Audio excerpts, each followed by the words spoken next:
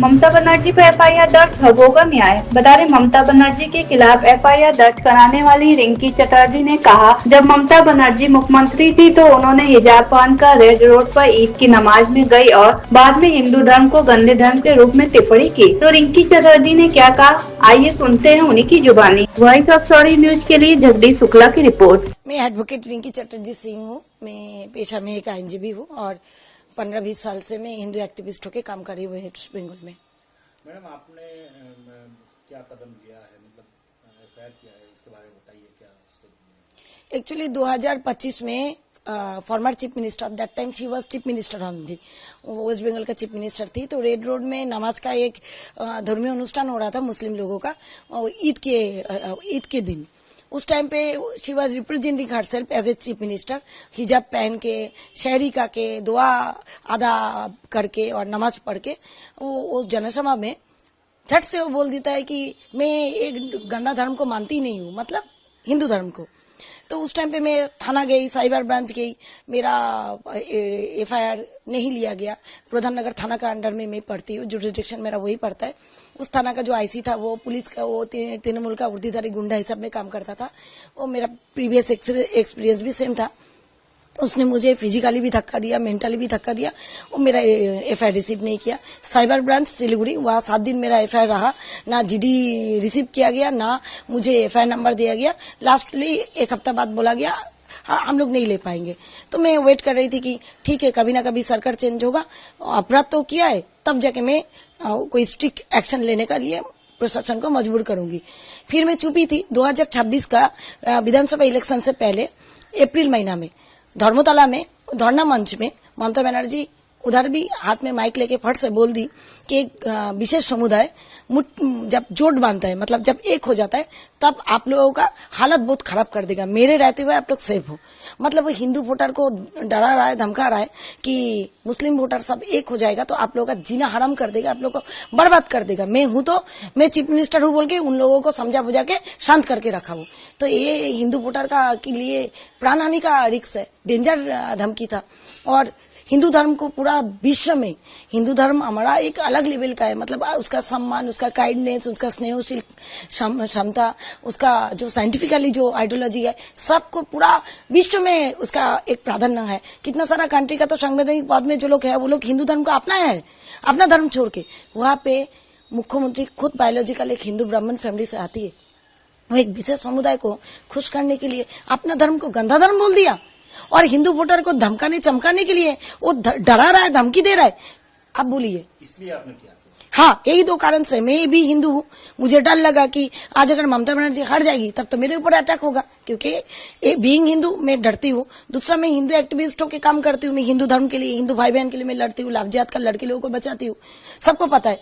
तो मेरे ऊपर अटैक होगा, ऑलरेडी हो चुका है। मेरा गाड़ी पकड़ा था, मुझे साहिबगंज थाना का जो ओसी था अजीत शाह जी, तृणमूल का ही, वो मेरे ऊपर केस भी किया। मेरा गाड़ी को पूरा चारों तरफ से मुस्लिम लोग पकड़ के रखा था साहिबगंज में। तो मैं डर गई थी। कौन कौन सा सेक्शन जो है दिया गया है? सेक्शन तो बीएनएस का मैं अपना कंप्लेन में लिखी थी 351, 351 बीएनएस, 352, 354, 356, 299।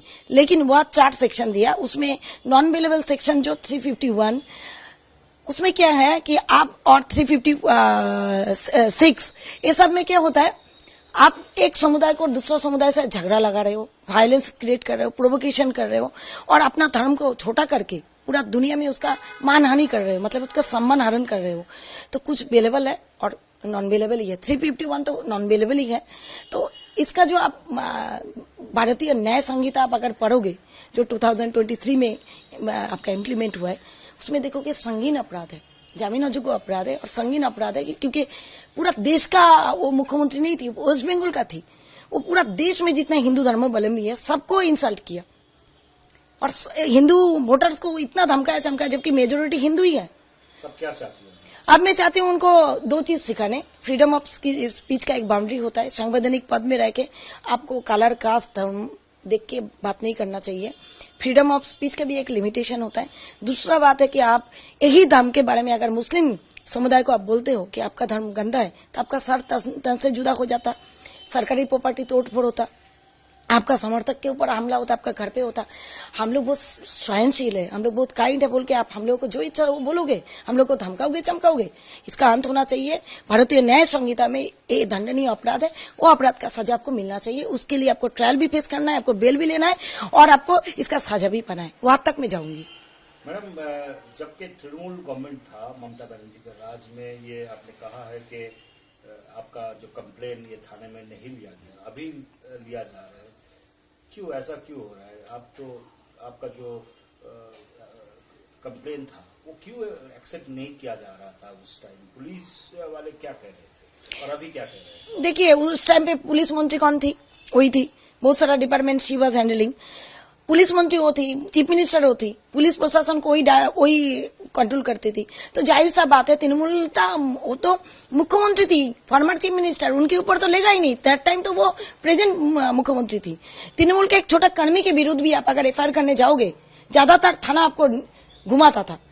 साधारण लोगों को तो एडवोकेट लेके एफआईआर दर्ज करने थाना जाना पड़ता था। ये तो जाहिर सा बात है, जिस सरकार रूलिंग पार्टी अभी एडवांटेज लेता ही है, उसमें वो पुलिस मंत्री और उनके खिलाफ अगर कोई एफआईआर होगा, जाहिर सा बात है कैसे लेगा? अभी इंसाफ मिलेगा आपको?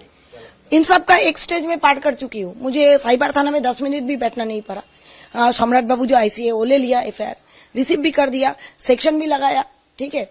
और ज्यादा सेक्शन लगता, लेकिन जो भी एक ही और 2 ही नॉन अवेलेबल लगाए, कोई बात नहीं। अपराध तो अपराध होता है, वो 26 में करे 25 में करे, वो काम हुआ है। उनको बेल लेने भी आना होगा और उनको मैं मौका भी नहीं दूंगी इसको क्वेश्चन करने का, क्योंकि वो बोल सकती है कि मेरा वीडियो को टेम्पर करा गया, मैं ऐसा नहीं बोली, मेरा भावना को मिस प्रेजेंटेशन करा गया। नहीं, ये 1 साल हो गया, आपने माफी भी नहीं मांगा। आपने एक फॉर्मर चीफ मिनिस्टर के खिलाफ कंप्लेन दायर किया है, मन में कई जगह पे किसी डर कुछ है?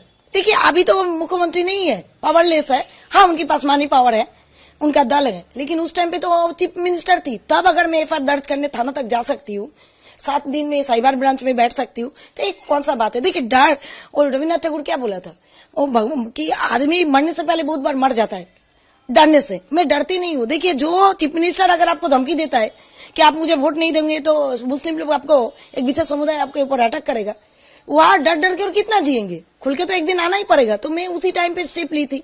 डर नहीं है, जीना है, मरना है।